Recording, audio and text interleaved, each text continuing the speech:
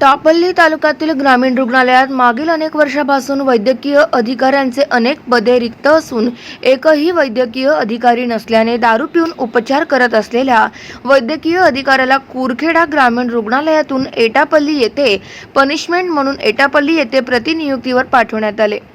परंतु सदर वैद्यकीय अधिकारी एटापल्ली येथेही जैसे थेच परिस्थिती आढळून आले। दिनांक 11 ऑगस्ट 2024 रोजी गडचिरोलीवरून एटापल्लीला येत असलेल्या 4 चाकी वाहनाचे अपघात झाले।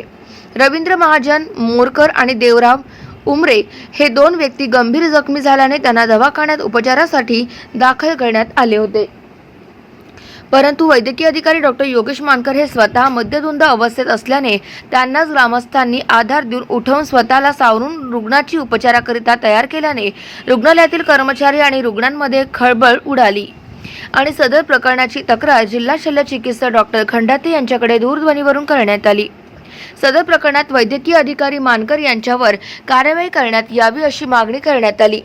तसेच जिल्हा आरोग्य अधिकाऱ्यांच्या सूचनेनुसार तालुका आरोग्य अधिकारी यांनी डॉक्टर मेश्राम यांना तात्पुरता ग्रामीण रुग्णालयात उपचार सुविधा देण्याचे आदेश देण्यात आले आहे। सदर प्रकरणाची चौकशीकरिता पथक पाठवण्यात आले असून या प्रकरणात कोणती कारवाई करण्यात येईल याकडे नागरिकांचे लक्ष आहे। गाव माझा न्यूज करिता विनोद चव्हाण, एटापल्ली, गडचिरोली।